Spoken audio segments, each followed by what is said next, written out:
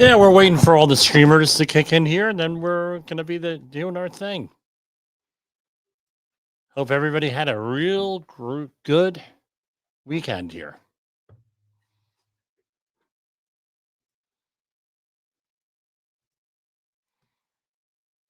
A lot to talk about. A lot of happenings. A lot of exciting things.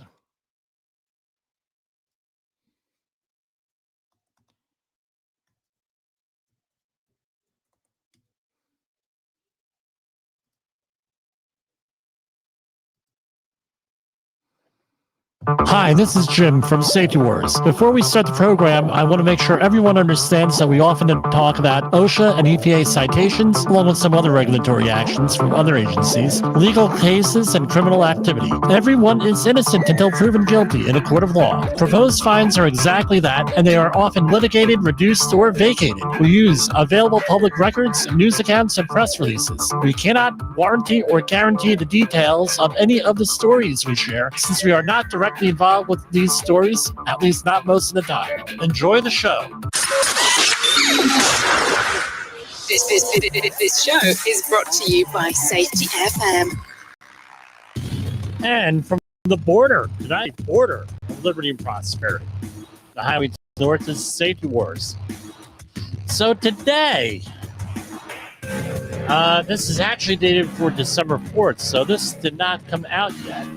Officially, we have and you know what? I'm going to start out right with a screen share right from the get-go here. There's a report that that was going on in the background. Didn't get much reporting with the election and everything else coming up, but it's being issued this week. What do we have here? The Select Subcommittee on the Coronavirus Pandemic, Chairman Brad Wenstrup. After action, review of the COVID-19 pandemic. The lessons learned and a path forward. Okay, we're going to be doing a little... Now, this 525-page report, I've only read a couple of pages here because this came up right before airtime, but we are going to go over the summary here, and I'm going to have to change the description on the podcast then and some of the video ends here. So, as usual, it is our custom here. When one of these documents comes out, we do a deep dive. Why do we do a deep dive? Because nobody else does. So we had Thanksgiving this weekend of United States. Families get together. They say thanks to whatever God they believe in or whatever force they believe in. Some of them is just they like to get together. But it originally was, I think it's throughout the world. Every culture has its own form of Thanksgiving, right? Even though I'm not an anthropologist here, but they have parties, they have festivals, they have things of that nature. Break bread, people get together, that sort of thing. That's our thing here. So we had a number of people over, and it was good to see some people that we haven't seen in a long time. Over, some of the family members didn't see each other from before the pandemic, which was nice. Which we're going to talk about here. Some of the family members, friends, right? We get to see each other every year, and it always seems like in my family we have people who don't drive for whatever reason, and I always end up ferrying them home, ferrying them over. It was a long postal tradition going back to as far back as I remember. And then when I turned 18 and had a driver's license and a drivable vehicle, guess what? Now it's my job. So it was good to get everybody together, especially after the pandemic and everything where people didn't get to see each other and, things of that nature. So right up before we get to this after action report here, there's something real major that happened here. At least in my opinion, it is a game changer here. I guess that's what we're calling here.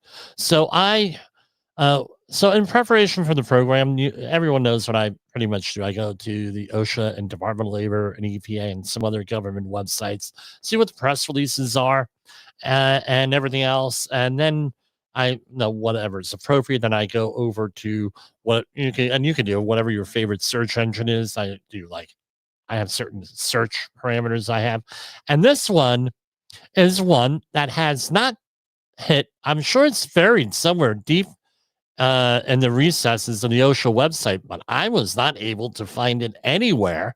And this is something that's been going on for 2 years.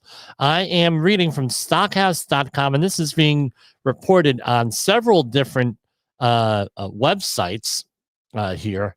Um, Several different websites here with this. So I'm going to go with it, including the company press release for this. So here we go.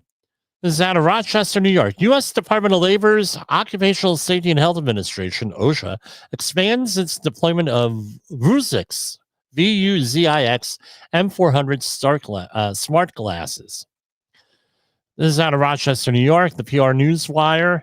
VUZIX Corporation, a leading supplier of smart glasses and augmented reality technology and products, said today, announced that the U.S. Department of Labor's Occupational Safety and Health Administration has expanded its deployment of VUZIX 400 M400 smart glasses after placing a follow-on order for additional devices, all equipped with subscription-based Zoom licenses to support their goal of boosting operational efficiency and safety during field inspections and service activities. This expansion follows 2 years of rigorous trials, training, and system refinements, during which OSHA officials gained proficiency with the smart glasses setup and software. VUZIX M400 smart glasses allow inspectors and field personnel to collaborate in real time with superiors and technical support personnel. I think this is better than the walk around rule, to be perfectly honest with you. With this, I mean, if they need an expert, why? If they have this technology, why do they need an expert on staff here? Right. And the other thing is this: no one's supposed to know about these OSHA inspections ahead of time. Now you're letting a third party know. How does that exactly work out? I know if I did it, I'd probably be in jail, but unless my father, of course, was president.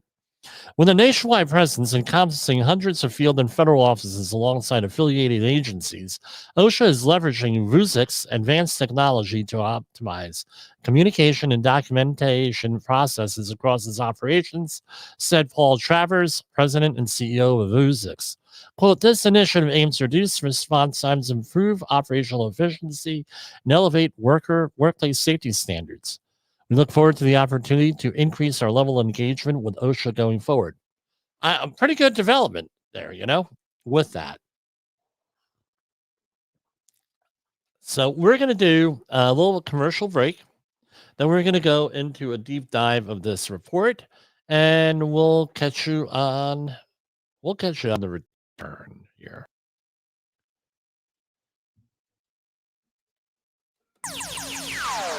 Safety Wars is streaming now. SafetyFM.com. In the professional safety community, communication and planning are just a few keys to your program's success. The question many practitioners have is, where do I start? Dr. Jay Allen, the creator of the Safety FM platform and host of the Rated R Safety Show, has built a global foundation to help you along the way. Go to safetyfm.com and listen to some of the industry's best and most involved professionals, including Blaine Hoffman with the Safety Pro, Sam Goodman with the Hop Nerd, Sheldon Primus with the Safety Consultant, Jim Pozell with Safety Wars, Emily Elrod with Unapologetically Bold, and many others. As individuals, we can do great things, but as a team, we become amazing. Dial into safetyfm.com today and surround yourself with a powerful force of knowledge and support.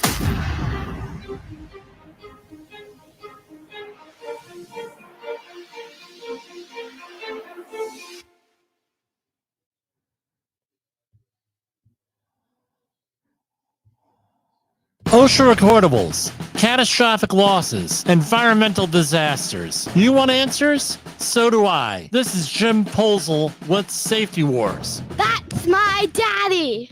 Yes, Jessica, I am your father. All right, so here we are with the after action report. Let me see if I could make this a little bit bigger on the screen here for everybody to see. All right. Okay. All right, I think that's the best we could do here.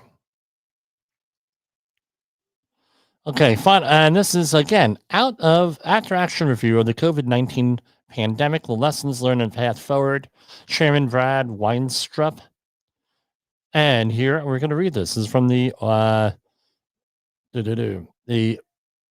Brad Weinstrup, Chairman, DPM. I'm not exactly sure what that is. And the ranking member was Raul Ruiz, MD, ranking member. And it's been my distinct pleasure to lead, dear colleague. This has been blah, blah, blah, blah, blah. All right. I was honored and entrusted with the great responsibility to investigate a once in a 100-year pandemic and to prepare America for the next time. And there will be a next time. This is a responsibility I took very seriously.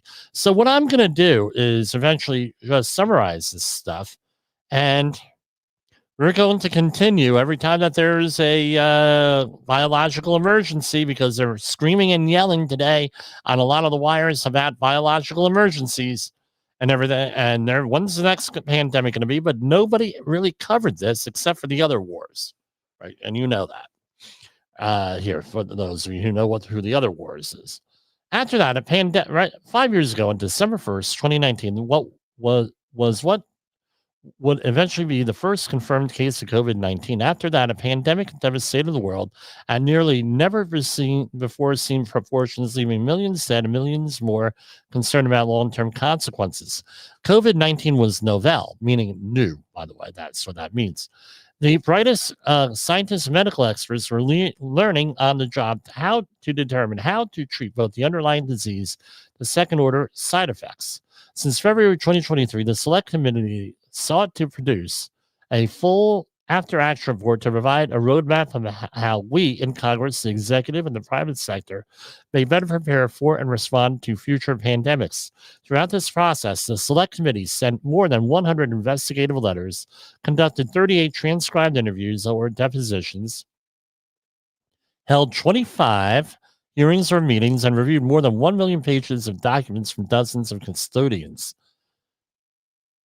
Right, custodian meaning the holder of the document, right? The person in charge, not the guy and woman sweeping the floor.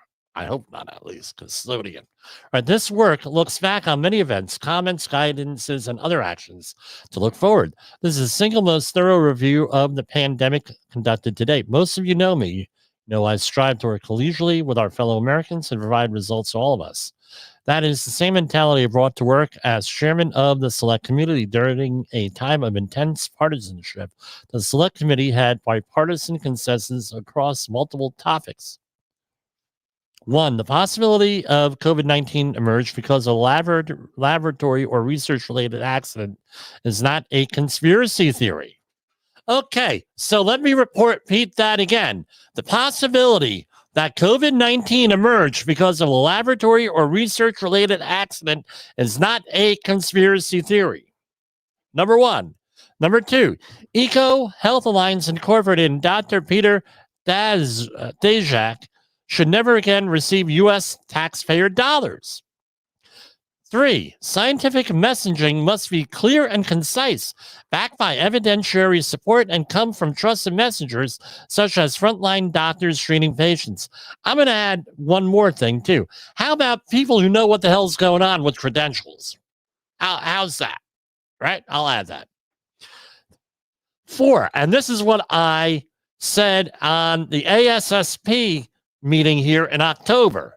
And I got, looks, public health officials must work to regain America's trust. Americans want to be educated, not indoctrinated. Wow. Incredible. Former New York Governor Andrew Cuomo participated in medical malpractice and publicly covered up the total number of nursing home fatalities in New York. In addition to these notable bipartisan successes, the Select Subcommittee developed extensive findings, some of which include, right, the U.S. National NIH funded gain-of-function research at the Wuhan Institute of Virology. The Chinese government, agencies within the U.S. government, and some members of the international scientific community sought to cover up facts concerning the origins of the pandemic. 3. Operation Warp Speed was a tremendous success and a model to build upon the future. The vaccines, which are now probably better characterized as therapeutics. Oh my God! Right? Oh wow! What does Jimmy always say? And I get roundly criticized, and I have a collective finger for all you people who criticize this program and me for saying this. Because now it's a congressional report. What are you going to do? Maybe you're going to be like the idiot. And I'll never get on to another online discussion. Right? Hi, Snowman. Yes, we're going to be. Oh, Snowman lost his head. Here you go for you people. I grabbed the prop in the back and it fell apart. I had a debate with someone over this book. What am I holding? And for you people on the audio end, I'm holding a dictionary. So when we have arguments with people as to what words mean, I have a tendency of going to what is called a dictionary. And guess what? Dictionary.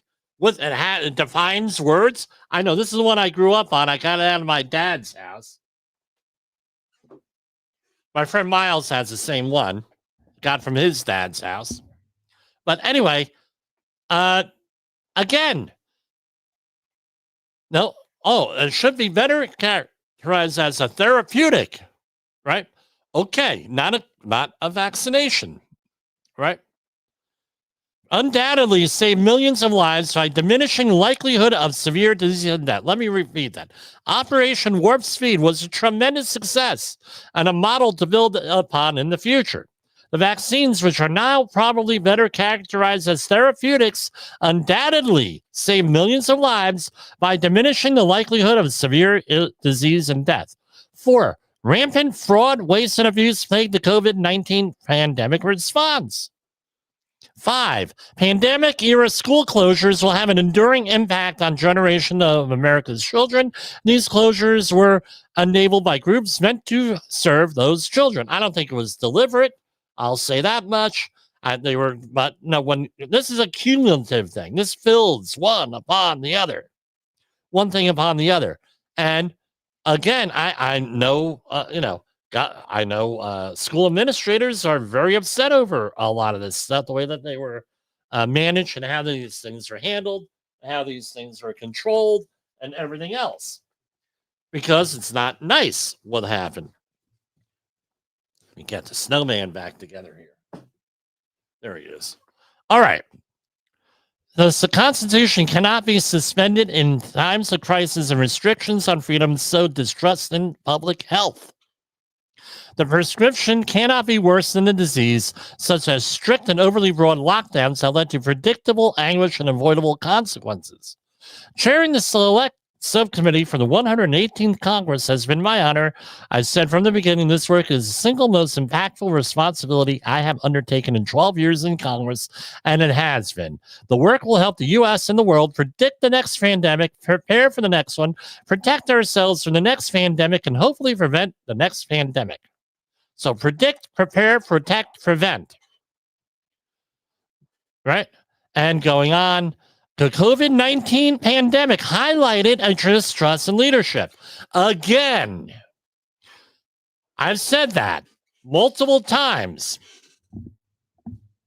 The criticism that has been directed towards me, and I'm not playing the victim here, is ridiculous. So I'm going to go, right? And I'm going to shout this from the words. Go and share this. Go and look this up. It's from oversight.house.gov here. This is it. A future pandemic requires a whole of American response managed by those without personal benefit or bias. We can always do better. Going on, Brad, one strep DPM. I don't know. That sounds like a medical thing with this. So, Doctor of Pediatric Medicine, I don't know what DPM is. Okay, so we're going to let's go on. Again, I did not read this except for the cover page because it came out right before airtime here. So here we have the preface, lists of key names and institutions involved here.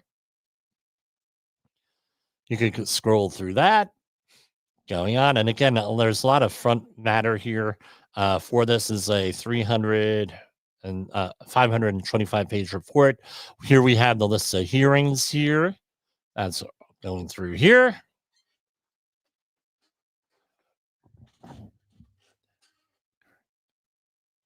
I mean, I tell you what, we didn't need a subcommittee to tell you what everybody in the business knows. We became the most hated people, the safety industry. We're already hated by many, many people. Became more hated because we had to go and manage this stuff. It fell on the safety person for this. And there's some other thing too. When the government, there's like a backdoor way of issuing regulations. Oh, our recommendation is that you do X, Y, and Z. You do X, Y, and Z. That's a recommendation. Now you're somebody in the field, or you're a policymaker for a school, government agency, whatever, company. Well, hey, this is what we're going to do. This is what our common sense tells us what to do. X, Y, and Z. That's what it is. Yeah, but that's not what the government recommendation is. And you're not following that government recommendation. Oh, and now 4 years later, 1.2 million dead. We have hundreds of thousands of people sick, millions of people sick. I'm sorry. Forget what the number is, like 50% of the population. We have people, and I tell you what, I see students still having issues here. Breaks my heart, especially with the sports, what happened with these kids. Robbed of opportunities, robbed of scholarships, robbed of sponsorships, robbed of fun outside, where it conditioned them to be inside now. You freaking go outside. Everyone's afraid to go outside here. Right? They got them out of the habit play in front of the freaking computer screen. Right? But, oh, we're sorry. This is right. Oh, well, we didn't follow the recommendation. Shame on you. Oh. 4 years out, this is unknown origins of COVID-19, the origins of the coronavirus pandemic, including but not limited to the federal government's funding and gain-in-function research. 4 years after the onset of the worst pandemic in 100 years, the weight of the evidence increasingly supports the lab leak hypothesis. Since the Select Committee commenced on its work in February 2023, more and more senior intelligence officials, politicians, science editors, and scientists increasingly have endorsed the hypothesis that COVID-19 emerged as a result of a laboratory or research-related accident. In January 2021, State Department published an unclassified fact sheet entitled Fact Sheet, Activity at the Wuhan Institute Lab of Virology, herein named Fact Sheet. Number one, the U.S. government has reason to believe that several researchers inside the Wuhan Institute for Virology, WIV, became sick in autumn of 2019 before first identified cases of the outbreak. Now, if they were going to ask me here, what were the first indicators, Jimmy, that you noticed about this? I would say PPE became unavailable by October of that year. Someone was buying up all the PPE, especially respiratory protection. Why was that? I would have gotten all of the orders from Amazon and other suppliers and try to figure out when the hell did the demand go up and where was it coming from? And was there a shortage? Right? The WIV has a published record of conducting gain-of-function research engineer chimeric viruses. And that means viruses that are like similar right? Chimera, I know what it means, but I can't describe it. That are like similar to that. In June 2023, ODNI assessment performed this conclusion went further, stating scientists at WIV had created chimeras or combinations of SARS-like coronaviruses through genetic engineering, attempted to clone other unrelated viruses, and used reverse genetic cloning techniques on SARS-like coronaviruses.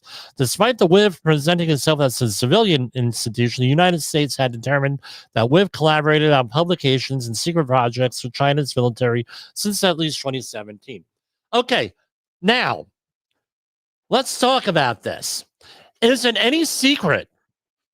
Apparently it is, but it's not. Well, right? That if you are doing business in China, you are part of the CCC, Chinese Communist Party, CCP, or the Communist Party, CPC, whatever acronym you use. All right. Right. It is. So anytime that you do work here and you're doing work over there and you have to have an affiliate in China, guess what? You're part of the party. They own you, right? They're a communist country. Why is this a surprise? Explain this to me. Please explain this to me. All right. I mean, I don't know.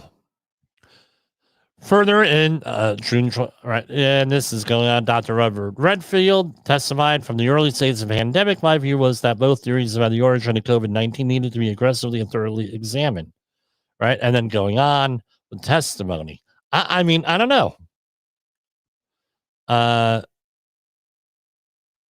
Here, all right. So that was the summary. Going on, and we're going to fast forward this. I'm going to read this in its entirety this week.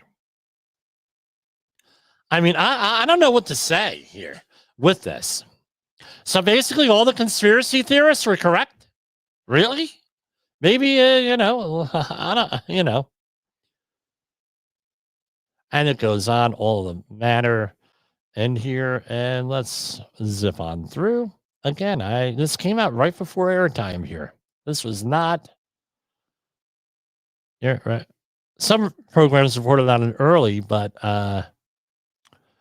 the last couple hours, but I doubt anybody is in here reading this, and it's right. And this is the testimony and going on with this. All right. Dr. Peter Drazek. All the emails are in here where it came from. All right.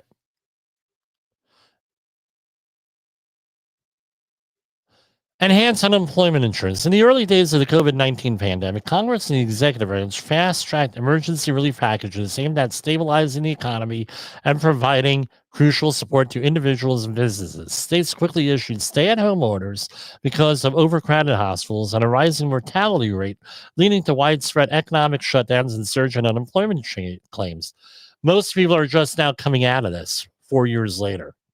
In April 2020, the unemployment rate reached 15%, the highest unemployment rate in history since they started recording this. Within just a few months, unemployment benefit claims soared to 58 million as businesses closed, workers lost their jobs, with more than 7 million unemployment insurance applications filed in a 23-week span. The DOL establishes guidelines that require each state to manage and fund its own unemployment benefits program, with the federal government allowing extensions and expansions of benefits during emergencies.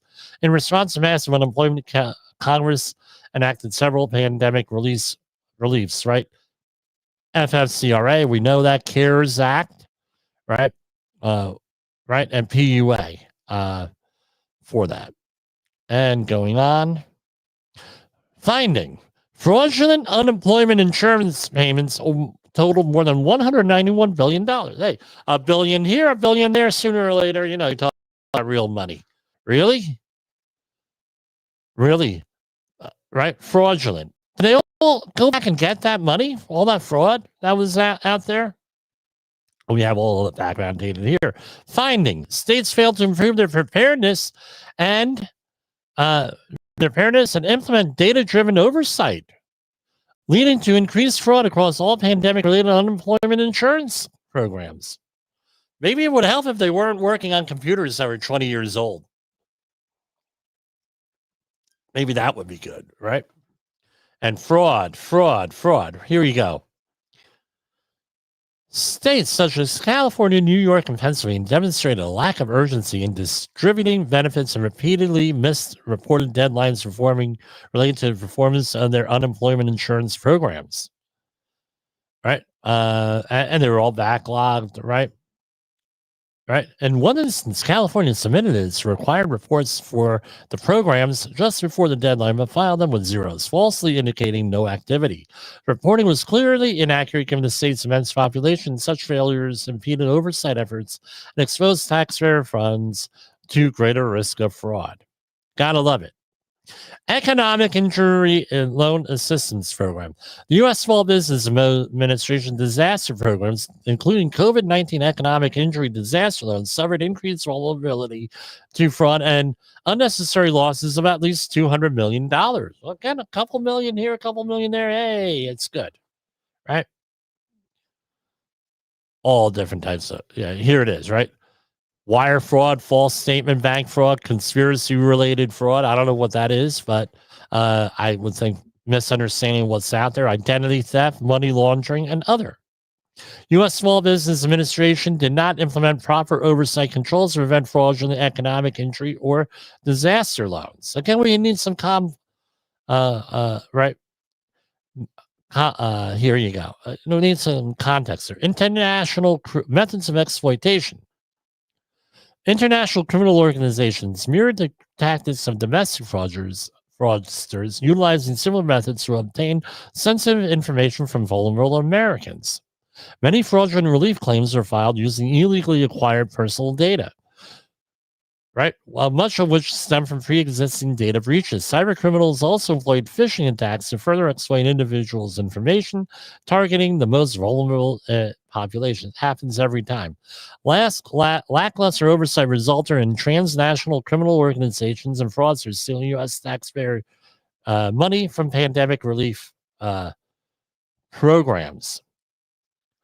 Domestic and international fraudsters that sold from pandemic relief programs are also connected to other organized crimes. Flaws in pandemic program oversight. There were critical weaknesses in oversight measures to prevent waste, fraud, and abuse in federally funded emergency relief programs. Federal agencies overseeing pandemic relief funds were needlessly siloed off from each other, which prevented holistic tracking and dispersing of funds to prevent fraud. Federal agencies did not require and failed to validate information provided by applicants to properly verify eligibility. I mean, when I applied for our thing, I actually had to do a lot in there. It's amazing that people didn't do it.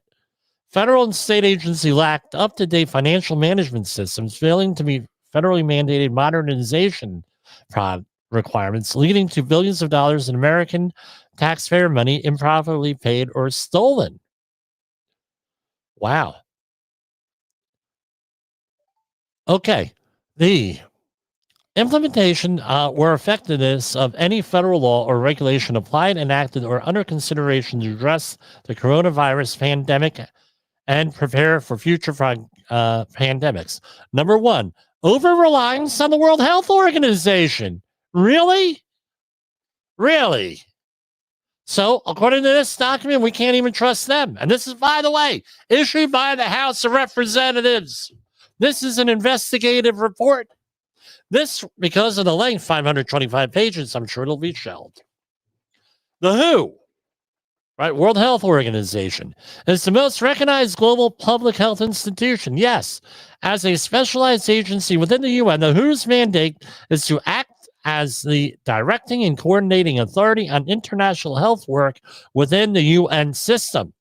The overarching mission of WHO is attainment by all peoples of the highest possible level of health, and is achieved through technical assistance of member states, except for Taiwan, setting international health standards and providing guidance. And 3, coordinating and supporting international response. By the way, Taiwan is not included in World Health Organization because they consider it a breakaway province in China, by the way.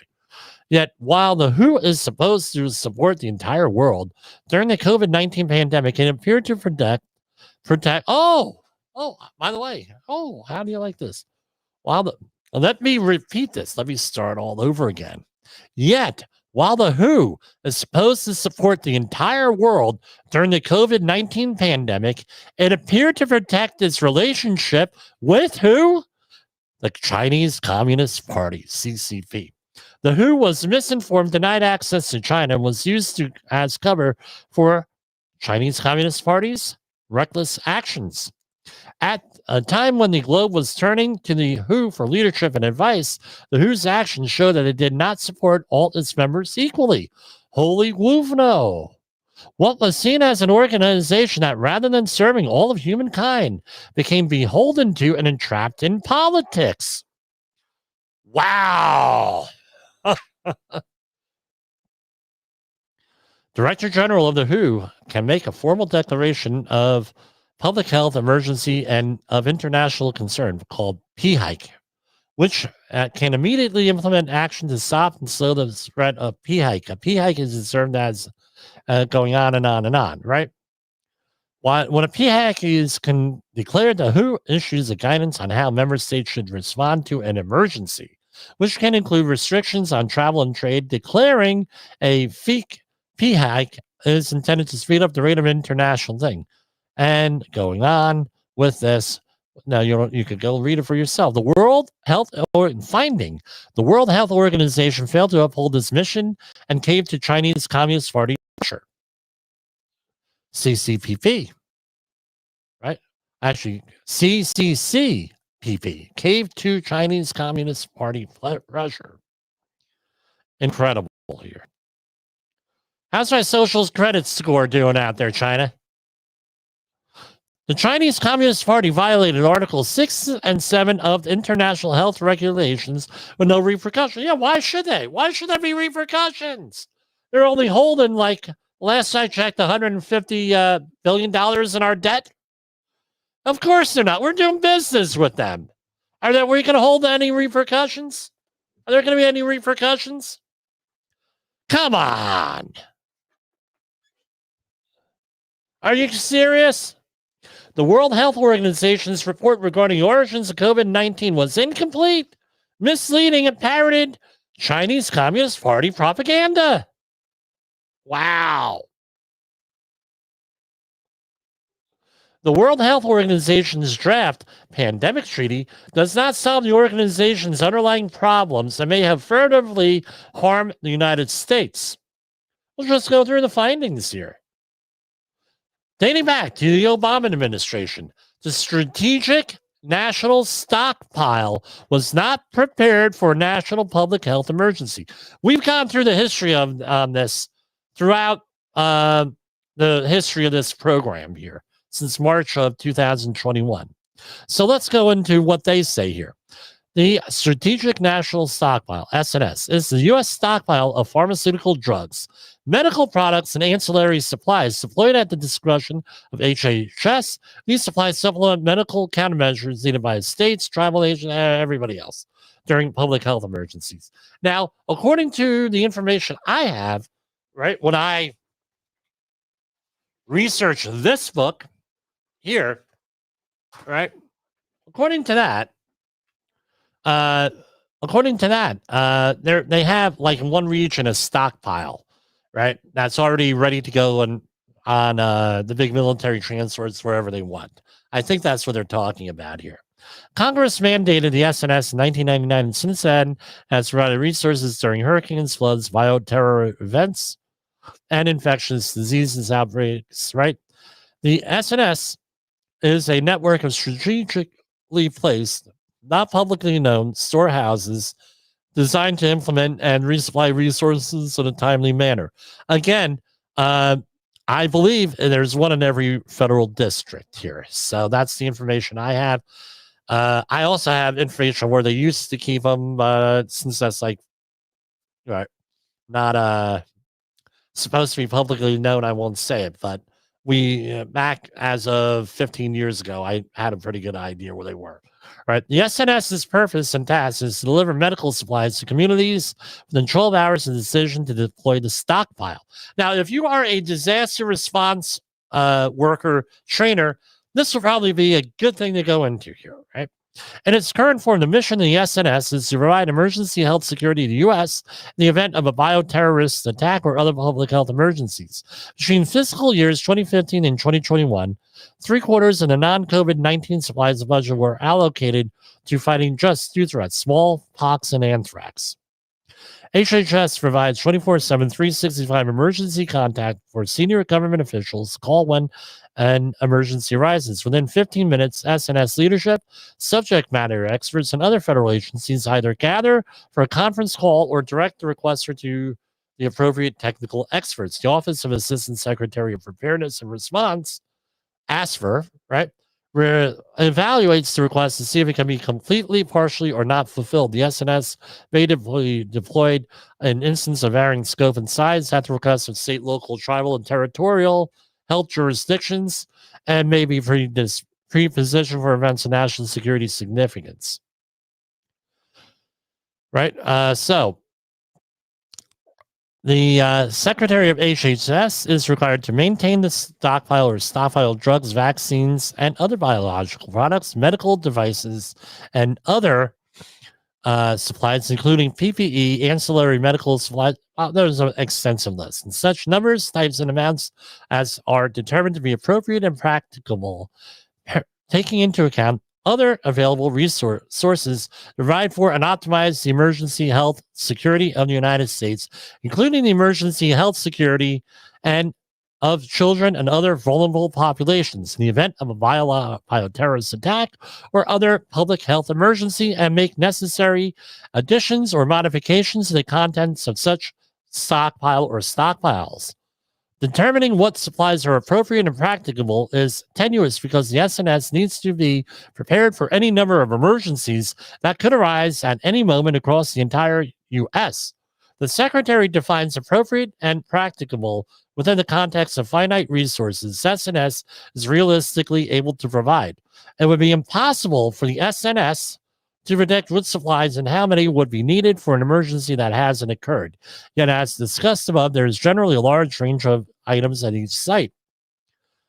Again, the SNS was not created to be the only source of emergency medical countermeasures at a time of crisis. However, it is the nation's foremost supply of emergency medical countermeasures. The COVID pandemic showed that there were areas of weakness, particularly around surrounding the states, lack of individual stockpiles. Finding dating back to the Obama administration, the SNS was not prepared for a public health emergency. So, and this goes on to some of the other things here, and we have a listing here of strategic national, right? Hold on. The SNS, oh, okay, now. In 2009, the SNS responded to the H1N1 influenza outbreak and depleted its resources of PPE, even knowing a research such as PPE will always be relevant and valuable in any type of emergency. The Obama administration repeatedly prioritized replenishing the stockpile with other resources. During the COVID-19 process, ASFR and DoD awarded contracts in 2020 and 2021 to allow the SNS to increase PPE and ventilators inventory. And here we have everything here. And basically, my understanding here, based on my recollection, and since we've been following this since 2001 with the anthrax cleanups that I was involved with, basically, there was a lot of rhetoric and a lot of stuff after 2001 about the incoming H1N1 pandemic. And this is when Sanofi Pasteur had created the first of two flu vaccination plants in Swiftwater, Pennsylvania. They finished one that I helped build. I was a tour guide, among other things, there in 2008. That finished 2009. And then again in the mid 2010s. And this was when New Jersey mandated flu vaccinations for a whole bunch of people because this was a New Jersey-based company with its manufacturing in Swiftwater, Pennsylvania, over by beautiful Mount Airy Lodge, right from the 1970s. Now the Mount Airy Casino, who was a client of mine also. But essentially, now, it was a joke back in the 1970s that every child in North Jersey had a connection to Mount Airy Lodge. You can figure out what that connection was, right? So states must maintain their own stockpile of emergency medical supplies. And I'm going to say you should. You, meaning you, look in the mirror, do a selfie with your smartphone. You should be responsible for your medical supplies as you're able to. All right. Number 3, the United States unsecure supply chain risks of future failed pandemic response. All right. So basically, we don't have the means or methods of having stuff here. The United States must reduce its reliance on other countries, particularly China, for pharmaceuticals and medical supplies. They've been saying this for years. They got us by, they got us by what's the sound effect I'm looking for? They got us by for this, right? All right, going on. 6-foot social distancing requirement was not supported by science. Oh, and by the way, they had they still have those signs in a lot of places. Get your pictures of them before they disappear. They may be gone tomorrow. The 6-foot social distancing requirement was not supported by science. Social distancing was one of the most consequential policies of the COVID-19 pandemic. Social distancing is the practice of intentionally maintaining a physical space between yourself and other people. On March 22nd, 2020, the CDC issued guidance specifically designated 6 feet or 2 arms lengths. That distance would be reduced to spread the coronavirus. There was no quantitative scientific support for 6 feet of social distancing finding. And then they have this, right? So all that was unnecessary, according to this report. Masks and now I have something to comment on this. Masks and mask mandates were ineffective at controlling the spread of COVID-19. Much of these conversations around the earliest days of COVID-19 pandemic surrounded inconsistent messaging and lack of understanding around the virus in general. One area of policy that was riddled with contradictions was the use of face masks. Right? The first recommendation for the public to wear face masks by CDC was April 3rd, but before this, WHO and CDC reported healthy members of the public at large should not wear masks, reserving them for those who were sick or most susceptible to the virus. On February 29, 2020, the Surgeon General tweeted urging people not to buy masks and stated proper hygiene and a flu vaccine would be an adequate solution to the virus. During a 60 Minutes interview on March 8, 2020, Dr. Fauci had similarly stated when in the middle of an outbreak, wearing a mask might make people feel a bit safer and it might even block a droplet, but it's not providing the perfect protection that people think it is. Why couldn't he just stick to that story? Why, Dr. Fauci? But these sentiments were reversed about 1 month later. On April 3rd, 2020, the CDC issued guidance recommending non-medical face coverings to be worn in areas with high amounts of potential community transmission. The guidance stated to wear a cloth face coverings fashioned from household items or made from home from common materials as an additional voluntary public health measure. The CDC went as far as posting a video teaching the people how to make masks with a t-shirt and rubber bands. These initial changes and statements and reversals of policy are understandable as they were said in the panicked early days of novel coronavirus, and public health officials were working with limited information they had on hand. However, public health officials eventually acquired more information about COVID-19 at a rapid pace. Ultimately, a systemic review carried out by Cochrane Collaboration, one of the most highly regarded methodologies in evidence-based healthcare, found that the pooled randomized control trials they analyzed did not show a clear reduction in respiratory viral infection with the use of medical or surgical masks.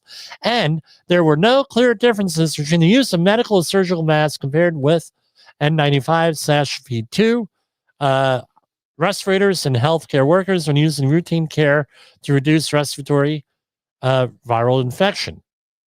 These results appear to directly contradict public health agencies and local government support for broadly requiring masking throughout much of the pandemic. Finding: public health officials flip-flopping on the efficacy and use of face masks without full scientific transparency caused mistrust in public health establishments. So let's get this thinking, since this is going to be, I know that this is going to show up somewhere. Here we have the most, and it was sold at the time, the most dangerous respiratory ailment in the history of mankind, even though the Spanish flu was worse. And we were going to protect ourselves with a face covering. Are you for freaking real? But this is what they did. I tell you what, before the pandemic, being a certified safety professional, certified hazardous materials manager, certified indoor environmentalist, credentialed with 7 different credentials from the Department of Labor, and at that time, 28 years of experience in the safety, health and safety, environmental cleanup field, including the anthrax cleanups. If I went out there and told people to use a face covering, I would likely be thrown out of all the organizations and decredentialed. I tell you, I would be. I'd probably end up in jail. Any safety person would. That is why during this, they said, Jimmy, what should we be wearing? What do you think I said? A rated respirator. NIOSH rated, or if we are not having that, some kind of rating, right? K95, KN95, FFP2 from the European standard, something rated. Because, now, this, I'm going to tie this in with the emergency response standard here, right? The proposed one from OSHA, right?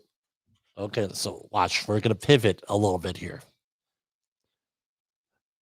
The dirty little secret that I suspect here, right? There was one valid reason, major valid reason with the emergency response standard why volunteer fire departments and other ones don't want it to go through the whole process. They would lose, according to some estimates, 20 to 40% of their personnel. And these are firefighters. They're usually very helpful. Would probably not be able to pass a pulmonary function test. Right? I think, my own thinking, not in the report as far as I can tell yet, right? Because we're still going through this 525-page document here. That they had all this other stuff. You encourage non-rated masks because they realize a good chunk of the population, if not most of the population, are not medically fit to wear this, especially the people most at risk are probably not medically capable of this. Now, Jimmy, what's your anecdotal evidence to this? We had a guy. Now, so in March 2021, at the beginning of this program, my mother-in-law died right on my front porch, right up there, right? Nancy Griggs, rest in peace. At her funeral, we had a guy. We didn't have enough pallbearers, the right ages or anything. Didn't have the pallbearers. All right, so we had to go with the supply pallbearers from the funeral home. And one of the people put on one of those imitation face coverings, and as he was carrying the coffin outside of the church down the stairs, they dropped the coffin. True. Right? Why? Because he had some type of a seizure or an attack that I only thought was true on paper. No, on paper, you say, well, on paper, yeah, people can be at risk wearing this stuff. But I never saw it when this guy dropped the coffin. Why? He had some kind of a seizure or breathing issue when he put the face mask on. So with that, it was an imitation surgical mask, right? With this. All right, so going on, President Biden signed another executive order, EO, the very next day. So this is January 20th, 2021.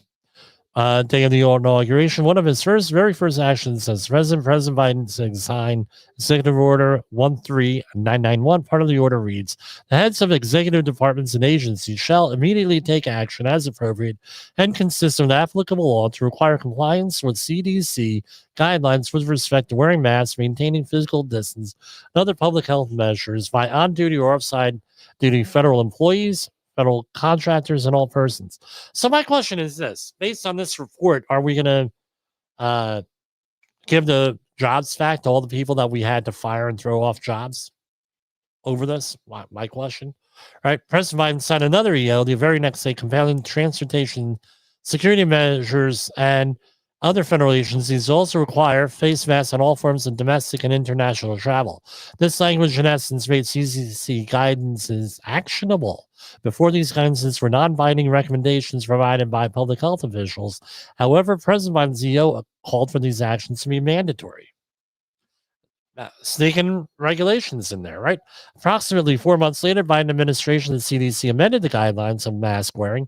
On April 27, 2021, it was announced that fully vaccinated individuals did not need masks during small outdoor gatherings, but they should still be worn at large outdoor gatherings, and as well as indoor events. This is this is a historical document at this point. Download this because they're going to be yanking this one off the internet. On May 13, 2021, the CDC announced that the mask mandate was effectively lifted and individuals who are fully vaccinated did not need to wear masks, except as otherwise required, such as a mandate on public transportation, which was still in effect. This abrupt announcement and change caused mass confusion among state and local officials, as well as the public at large. People did not know which way to turn or which policy to follow. At the right, I'm going on and on and on. Confusion. And by the way, let me put it to you this way. Most people didn't wear those masks properly. That was added to the problem, right? False sense of security. We still see people wearing masks. The guidance also recommended masks be mandated at schools for all students and faculty. Biden administration and the CDC provided no scientific justification or information for the change, apart from citing the new Delta variant. Right? So going on, where are we going with this? Right? The Biden administration exceeded its authority by mandating masks. Right? What's the next one? The U.S. Centers for Disease Control and Prevention relied on flawed studies to support the issuance of mask mandates. Who funded those studies that were flawed? My question with that. And it goes on and on and on with the mask mandates. So, forcibly masking young children ages 2 or older cause more harm than good. I tell you what, I know some children who suffered a lot. All right. Believe me, as somebody with a speech impediment, growing up with a severe one, I'm still feeling the effects sometimes where you misread people. Why was that? You misread them. Why? Because I didn't have a lot of interaction with a lot of different people, a lot of different situations. I was treated as cognitively impaired by the school district. Thank you, Woodbridge School District, Woodbridge, New Jersey. And that's just the way it was here. With that, again, 1970s, you forgive them, but no, we're going to point that out. Now, here you have children who are dealing with people with masks. They're trying to figure out communication that 1 year, 2 years, 3 years, 4 years old. Guess what? A lot of it is from facial expression. I've spoken to parents whose children have issues now on reading people's expressions, people's things. Why? They do. How about those children and people like my mother who were functionally deaf and red lips? Having people in masks was hell for them. With that, today we could probably figure out a way of doing that with the smart technology. But that's not an issue, but even 4 years ago, right? A problem. Many countries, including the UK, Sweden, and Denmark, follow the guidelines of the WHO. The WHO specifically did not recommend masking children age 5 or younger because they're at low risk of illnesses. Masks are not in the overall interest of the child. If you're on the Safety FM network, bump on over to our YouTube page, and we're going to be putting this on Rumble. So our next program on safetyfm.com is going to be coming up. COVID-19 did not affect children at the same rate as adults, as May 2020 journal JAMA, right, review of the North American Pediatric articles published. Our data indicates that children are at far greater risk of critical illness from influenza than COVID-19, and COVID-19 was far less serious for children than adults. All right. Unscientific COVID-19 lockdowns cause more harm than good. All right. Most federal lockdown policies were non-binding guidelines for states to use to inform their own policy, though they directly led to stringent lockdowns, which were executed with the force of law in many states. On March 16, 2020, the Trump administration announced 15 days to slow the spread. Guidelines subsequent to these guidelines, states and localities took it a step further and began to issue strict lockdown orders. No sooner had we, this is Dr. Birx, right, who wrote in her book, no sooner had we convinced the Trump administration to implement our version of a 2-week shutdown than I was trying to figure out how to extend it. 15 days to slow the spread was a start, but I knew it would be just that. I didn't have the numbers in front of me yet to make a case for extending it longer, but I had 2 weeks to get them. Right? And then we get into valuation of a human life is what it came down here. Ultimately, the problem's 15 days involved into years, which caused incredibly damaging consequences for the American people. Rather than prioritizing the protection of the most vulnerable, federal and state government policies encourage or force millions of Americans to forgo critical elements of a healthy, happy, productive, and fulfilling life. This appears to be a fundamental problem with the public health approach favored by American institutions during the pandemic.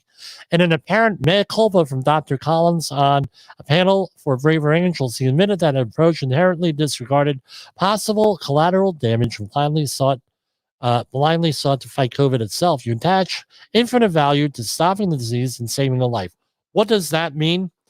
Here you go. You attach zero value to whether this actually totally disrupts people's lives, ruins the economy, has many kids kept out of school in a way that they never quite recovered. Okay, that means that's sort of like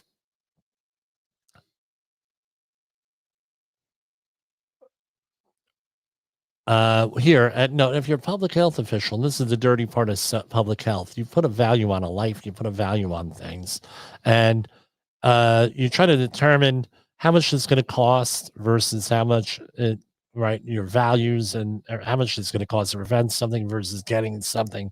And you have to do like a holistic approach to calculate this stuff. Now, you hear these saying, if it would only save one life, we're going to go with this policy.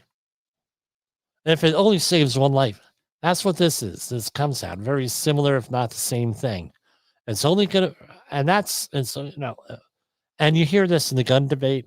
You hear this in traffic, car safety. We heard this all through the years. All different types of safety with public health. If it only saves one life, well, guess what? There's collateral damage. And again, with this, right? Here we go. And during COVID-19 lockdowns unnecessarily harmed the U.S. economy. And during COVID-19 lockdowns unnecessarily damaged Americans' mental health. We're seeing that after this election, where people who were normal, for lack of a better word, however the hell we find that I've been working with, flying off the, no, they're out to lunch. Right, that's all I can say with this. Small things are setting people off here. So one of the things that I'm seeing on some of our projects here is out of the whole mask mandate stuff. Right now, where we're not being trusted on anything else. This is a problem. That's why you have to build up leadership. That's what we're about here on Safety FM and on Safety Wars specifically, was building up leadership and everything else because we lost a lot of it. So I mean, you tell people with, especially the new hard hat standards, you give people a hard, they're requiring the helmets with the chin guards. A lot of sites, a lot of people are going nuts and haywire over it. I'm not even working here, blah, blah, blah, blah, blah. And and it goes on. The other thing is this: people are social. keeping them locked up inside their house, not a good thing. A lot of people I know, and you've known them too, I'm sure. A lot of people out there, they go to work to run away from their problems at home. They work long hours so they don't have to deal with a abusive spouse, abusive children. Maybe they're the abusers. Now, no, hey, I'm abusive. I need to stay out. Right. So now you're dealing with people, right? Let's say you're a sports fan. No sports. The only sports were right up the street here, right? With my beloved Rockland Boulders. And I will always support the Rockland Boulders because they're the only ones who had sports and found a loophole in the law where you're allowed to have a rec league and not a professional sports. So we enjoyed baseball. I don't know how many games we went to. I think we went to a majority of games here, right up the street here. So now you're have people sitting at home, and I had written this in 2010. Let me see if I could bring up the letter here.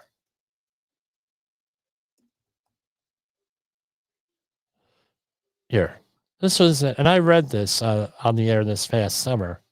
Here, right, and this was written in June 30th, 2011, but there was a previous one that I can't find here. Right. Boom, boom, boom.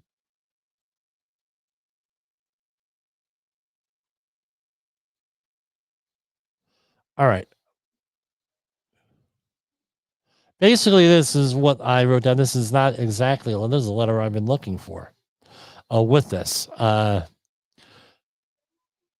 Basically, people are going to be going and sitting at home one day. I had written it, right?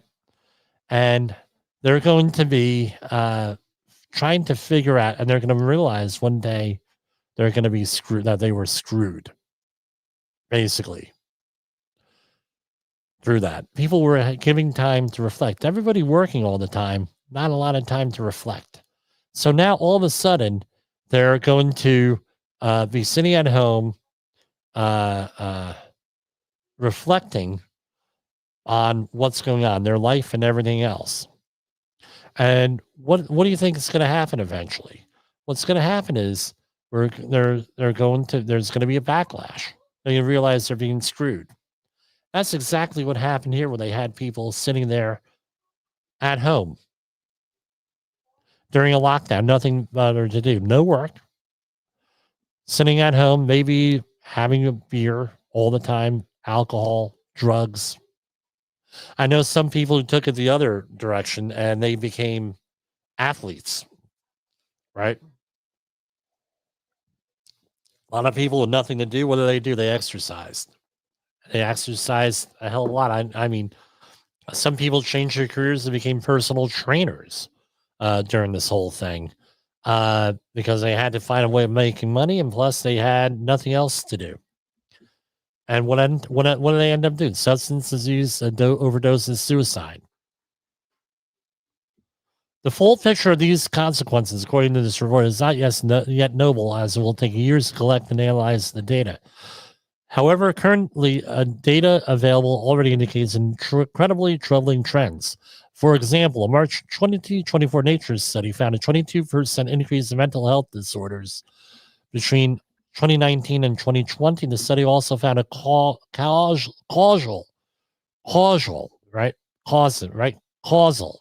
relationship between lockdowns and mental health disorders. Data showing this troubling trend was available early in the pandemic. An August 2020 CDC study on mental health during the pandemic found that 40% of adults reported struggling with mental health or substance abuse. Again, ignored, right? Or maybe they were they were on information overload themselves. The people making decisions, right? The COVID-19 pandemic has cast a spotlight on the intricate relationship between public health crises and behavior addiction. It has underscored the need for a nuanced understanding of how stressors, isolation, and the digital age intersect to foster addiction in various forms, from smartphone and social media addiction to porn and food addiction. And during COVID-19 lockdowns disrupted the development of American children and young adults. And during COVID-19 lockdowns unnecessarily had severe consequences for Americans' physical health. Despite lacking scientific basis, vaccine passports became a de facto lockdown for unvaccinated Americans. As a friend of this program had called it, legalized apartheid. Right? With this. Too bad this report didn't come out like the middle of October. Things might have been changed a little bit with our election. Former New York Governor Andrew Cuomo, while on March 25th order was medical malpractice, and the New York Executive Chamber attempted to cover it up. So this is for your New York people. I'm going to read this in its entirety here, if I can.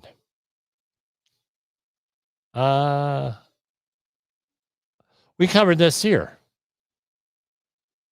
We have the paperwork here where the executive order that he issued would said something different than what he was saying verbally. Beginning in March 2020, federal, state, and local governments rushed to respond to COVID-19, implementing strict social distancing and stay-at-home orders, aiming to limit transmission. It quickly became clear that COVID-19 was especially dangerous for elderly people and people with comorbidities. It means people with other illnesses like diabetes, heart disease, cancer, something like that.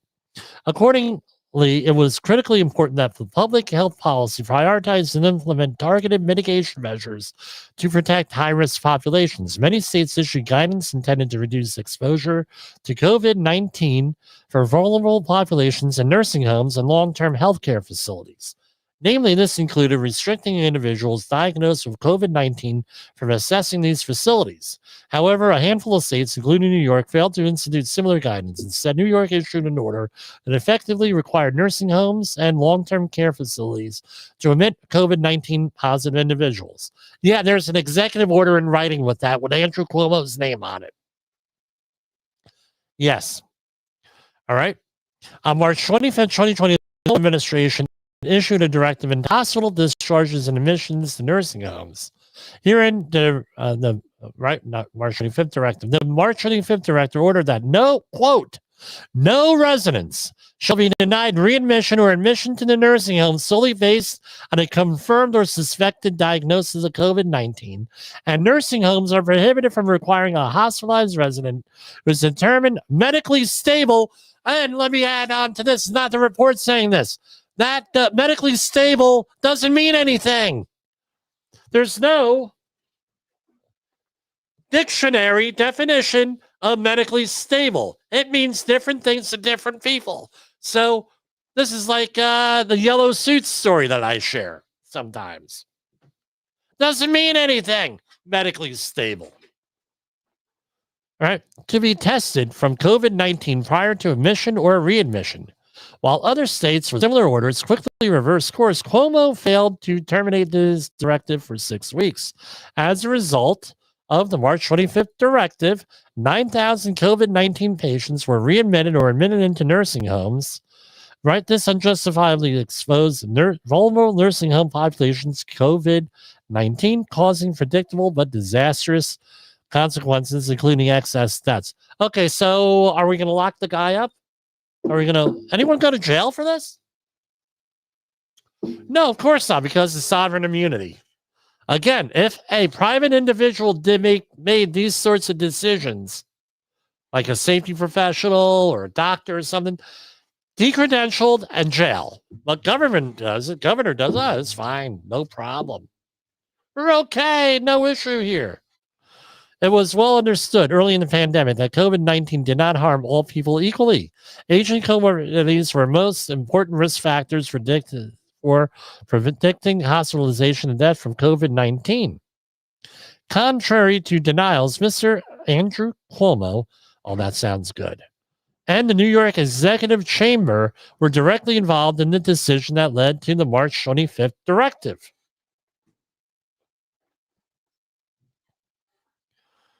And it goes on and on and on. Here, you could go read it for yourself in the report. The New York Executive Chamber reviewed and approved the March 25th directive. Really? All right.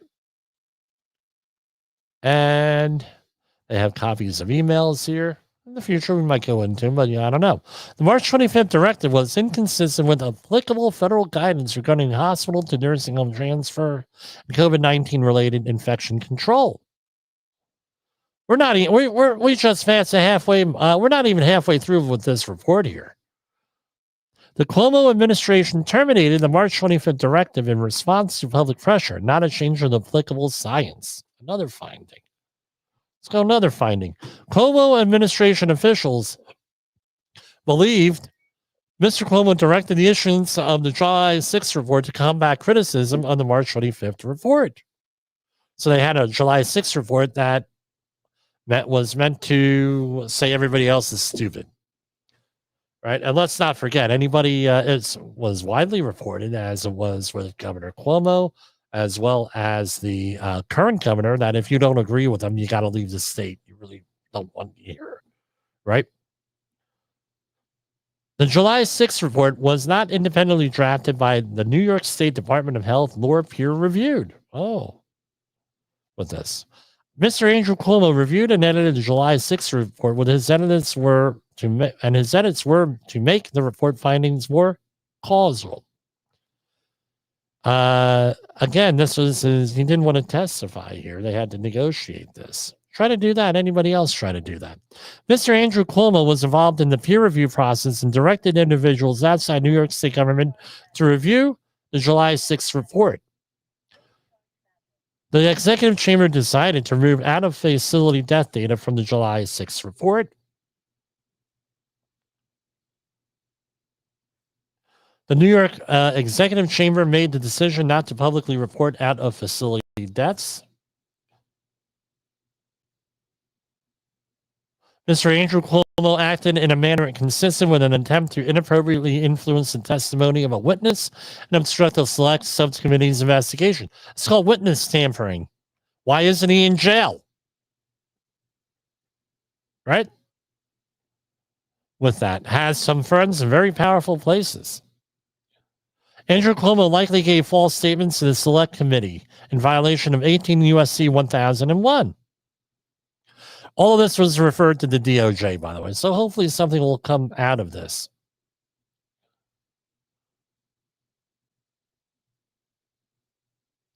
Career scientists at the U.S. Centers for Disease Control and Prevention undermined the trust in public health by overpromising and underdelivering early test kits, including knowingly putting tests with a high failure rate on the market without appropriate disclosures. And this gives a timeline. Public-private partnerships are more effective in increasing testing production, distribution, and capacity than career government bureaucrats. International travel restrictions delayed the spread of COVID-19 early in the pandemic. So we have a positive here. And going on. But for the Chinese Communist Party blatantly downplaying and lying concerning the serious threat posed by COVID-19, travel restrictions would have been imposed earlier and more. Right? So they lied. So, no. We'll put it this way. The Chinese Communist Party lied and people died. Public health officials incorrectly characterized the lab leak theory as a conspiracy theory. It has been widely discussed that COVID-19 pandemic brought with it a new and pervasive wave of misinformation throughout the U.S. and the world. Social media provide fertile ground for accidental falsehoods and deliberate lies of version into the public consciousness. Unfortunately, knee-jerk reactions by the federal government did little to fix the problem and instead may have sowed deeper distrust of government institutions. Again, we have to restore, as safety professionals, trust in our profession. Has to happen. Public health officials incorrectly characterized lab as a conspiracy theory. Turns out that the conspiracy theorists were correct. So now my question is this. Next time a conspiracy theory comes out with something, do you believe them or not? Right? The Biden administration employed undemocratic and likely unconstitutional methods to fight what it deemed to be misinformation. And Mark Zuckerberg, talked about this. We didn't talk about it on the program, but basically they pressured Facebook, they being the government, pressured Facebook. The Biden administration and many public health officials exaggerated the power of COVID-19 vaccinations. The U.S. Food and Drug Administration and other public health officials falsely implied that ivermectin was only for horses and cows. Right? The development of vaccines and treatments and the development and implementation of vaccination policies for federal employees and members of the armed forces. The success of Operation Warp Speed. Operation Warp Speed was a $10 billion strategy developed and initiated by the Trump administration during the early months of the COVID-19 pandemic, which aimed to expedite the development of a safe and effective vaccination and have substantial quantities available by January 2021. Right? And Operation Warp Speed, great success, saved millions of lives. The presidential candidate Joe Biden and vice presidential candidate Kamala Harris may have contributed to early distrust of Operation Warp Speed and COVID-19 vaccinations. The decision to override the advisory panel on immunization policies. The Biden administration arbitrarily and without scientific support announced COVID-19 vaccine boosters would be available to all Americans, and they weren't. U.S. Centers for Disease Control and Prevention Director Rochelle Walensky overruled expert advisors in an apparent attempt to satisfy President Joe Biden's arbitrary vaccine approval goals. Just in time for the midterm elections, right? The Biden administration sidelined senior scientists after they expressed concern regarding the rapid pace of review of Pfizer's biologics approval applications. My question is this: why didn't these scientists all go out and get a podcast and tell everybody? Go on social media. I don't know.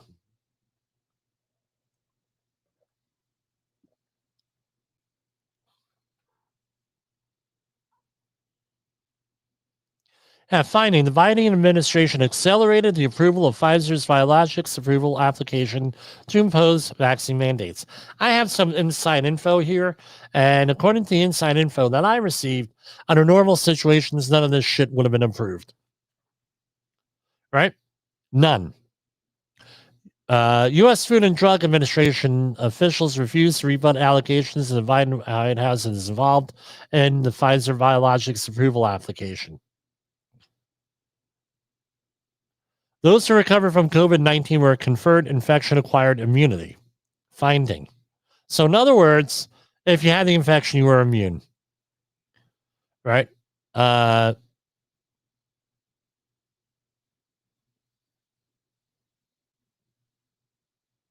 Again, backup information on that. Herd immunity is a real concept and occurrence supported by public health leaders such as Dr. Fauci. And there was a coordinated effort from public health officials to ignore natural immunity and suppress dissenting opinions. That is called the public choice theory. For those of you from George Mason University, you should be very familiar with that one. Because one of your professors, I forget his name, is the one who came up with that. COVID-19 vaccine mandate. Oh, by the way, in graduate school, when I brought up public choice theory, let's just say people were very upset. Right? Vis-a-vis global warming policy. COVID-19 vaccine mandates caused massive collateral damage and were very, very likely counterproductive. My question is this. I think everybody has who was cited by OSHA. My question is, can they sue the government now? Appeal all these decisions under false pretenses that they were given, right? With all these policies. COVID-19 vaccine mandates hampered U.S. military readiness. Yes, yeah, because a lot of people got kicked out and they couldn't recruit people and they had to keep people on shifts, causing psychological harm to the military, which has been documented on this show. The vaccine adverse event reporting system is insufficient and not transparent. Yeah, no glufno there. Existing vaccine safety systems may be missing important safety signals, especially related to neurologic conditions. Yeah, I was talking to somebody in the know, and that's what they said. The U.S. Centers for Disease Control and Prevention created a new surveillance system specifically for COVID-19, but has not been fully transparent in sharing the data collected in it. Really? And it goes into that. The U.S. government is failing to effectively, fairly, and transparently adjudicate claims for COVID-19 vaccine injuries. The Countermeasures Injury Compensation Program failed to handle a mass vaccination program. I'm just reading the findings here. A robust and transparent vaccine injury compensation program is necessary for promoting trust in vaccines. How many people died? Like 13 days after taking the vaccination? People like my mother-in-law, 13 days, almost to the hour, almost to the minute. It was like 13 days, 23 hours, right? Debating or discussing vaccine injury compensation is not anti-vax, and implications otherwise are counterproductive to protecting public health. Section 8, the erosion of doctor-patient relationship during COVID-19 pandemic. Pandemic-era policy often disregarded or outright violated the sanctity of doctor-patient relationships. Right?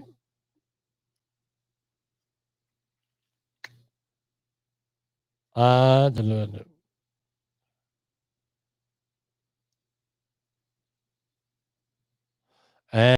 back up on there.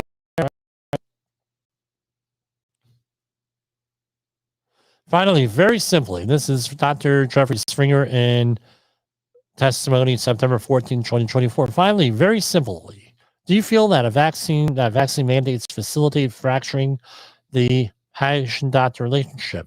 I think mandating does because, first of all, it's a natural tendency for people to recoil when they're mandated, even if what's being mandated is actually a good idea.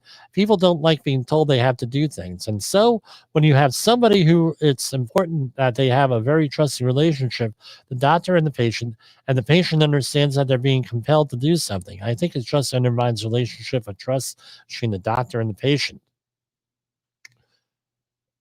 Dr. Singer published a study titled A Hippocratic Oath for a Free Society, wherein he argues that doctors must always prioritize the autonomy and rights of individual patients and should take an oath which declares, right, I will respect the crucial scientific advances in medicine, but will always question the assumptions my profession has inherited and will judge them in the light of latest evidence. I will gladly share any knowledge I have gleaned from years of research, study, and clinical experience with health professionals in all its disciplines. I will respect my client patient's autonomy, thoroughly explain all the diagnostic possibilities and therapeutic options as I understand them, and offer my best opinion and advice from among these options and accept their decisions. Right? That's Hippocratic Oath for a Free Society. The use of off-label prescriptions was unjustly demonized and further eroded the doctor-patient relationship. Right now, and I'm not going to mention what the home remedy is, but it was surprising to me for long-term COVID and current COVID. I was shocked with some of the treatments that are proven to be effective in some individuals out there. As such, I went out and bought the product, right? And the economic impact of the coronavirus pandemic and associated government response on individuals, communities, small businesses, and healthcare providers, states, and local government agencies. It goes on and on. Government imposed mandatory lockdowns for the primary cause and temporary and permanent business closures, but other factors caused it as well. Business closures disproportionately impacted rural and low-income areas and have led to long-term changes in these areas. Go down to New York City, see what there is, right? Lack of supply chain diversity exacerbated economic and business recovery. Yeah, we're relying on China and India for all different stuff. Not good. Not good at all. Public health officials' arbitrary and overly broad mitigation measures and aggressive efforts to squash legitimate scientific debate unnecessarily exacerbated unemployment. Pandemic unemployment disproportionately impacted sectors of lower wage earners compared to high wage earners. So the decision makers are high wage earners, right? That's right. Such as those in professional services and lower wage earners continue and to remain unemployed at higher rates and will likely remain so over the next decade. Really. So let's read that again. Pandemic unemployment disproportionately impacted sectors with lower wage earners compared to higher wage earners, such as those in professional services, and low wage earners continue to remain unemployed at higher rates. Yeah, I see that. Right? Safety is a service sector. And I'm not going to get into this. This is like, and it looks like here, after immediate actions to stabilize the economy and financial markets, the Federal Reserve should have placed more emphasis on monitoring and addressing long-term risks associated with prolonged low interest rates and increased government debt, and ensuring that policies do not lead to future financial instability, which we have now. The Federal Reserve likely exceeded its role and responsibilities to provide market liquidity and acting as a lender of last resort by assuming the role and responsibilities of the Department of Treasury by acting as a spender to prevent market insolvency. I don't know what a lot of this economic stuff is without really going into it, but long-term school closures are not supported by available science and science and evidence. The American Federation of Teachers is not a scientific or medical organization. The ATF is not a scientific organization. It does not employ epidemiologists or immunologists. Instead, it's a political union committed to activism on behalf of its 1.7 million members that donated $2.4 million to Democratic candidates during the 2020 election cycle. The extent of the AFT's political influence is reflected in the fact that Biden administration reached out to AFT for advice on school reopening rather than the AFT reaching out to the Biden administration. In a letter to the Select Committee on April 19, 2023, AFT disputed the notion that it had no scientific expertise. However, Ms. Weingarten, who's the head of the union, admitted in her testimony before the Select Committee that they did not employ any epidemiologists or immunologists. The fact that AFT is not a scientific organization is supported by its own employees. The American Federation of Teachers did not support reopening of schools and predicated support for reopening the schools on non-scientific policies. Can I say something else too? Biggest complaint we get here at Safety Wars is from teachers that meet me in town and out in, I'm a little bit well known in town with this podcast and this program. People know. And they said, Jimmy, I'm having a problem with New York PESH, Public Employee Safety and Health people, right? They're the state agencies that's supposed to be here. They're not doing this. They're not doing that. They're not doing this. They're not doing that. This is outside of pandemic stuff. So New York also has an issue with Governor Cuomo. New York also has a issue with PESH when it comes to teachers and law enforcement individuals not doing its job.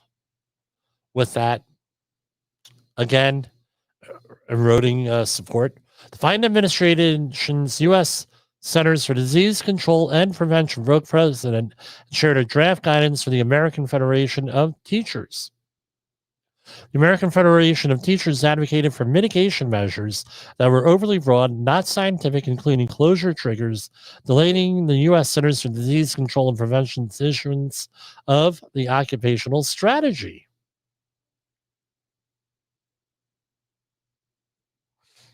U.S. Centers for Disease Control and Prevention accepted American Federation of Teachers edits to the operational strategy. Scathing report here. This is along the lines of an indictment, right? Here.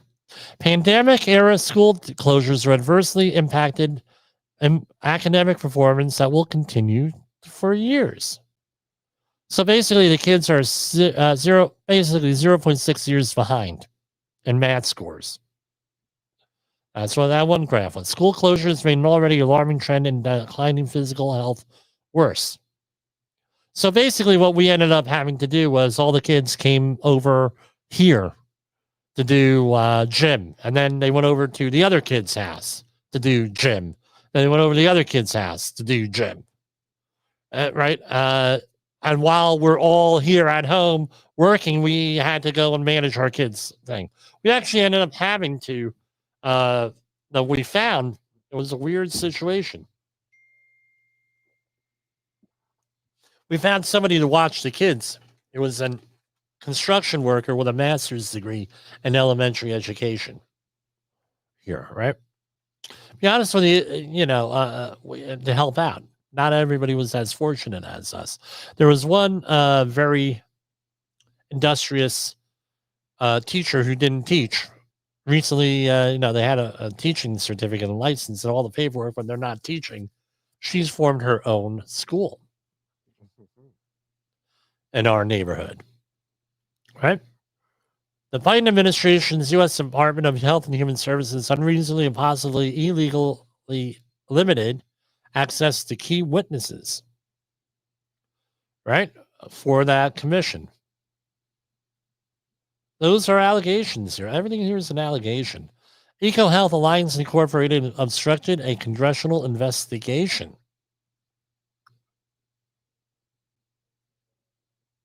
And we're getting to the end here. EcoHealth Alliance Incorporated doctor documents it released to the public.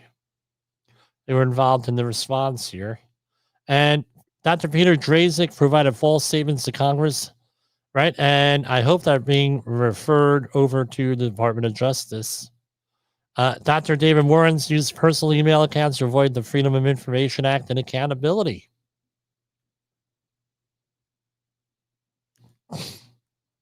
Dr. David Warrens deleted federal records in violation of 18 USC 2071.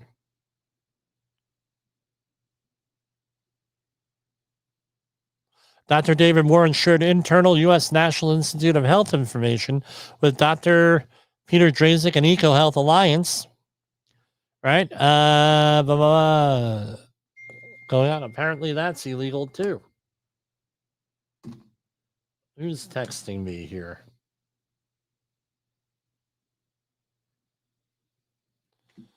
All right. Anyway, this is what I got here. We're going to scroll to the end here. All different types of professional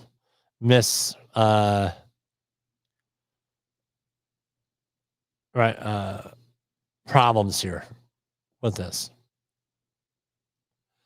I hope people get convicted with this. I really do. With this professional impropriety and everything else. That's what I got. So 520, we did an overview here. We'll be reviewing some of this stuff. I mean, I can make a whole long thing here. Now, I'm going to ask you folks.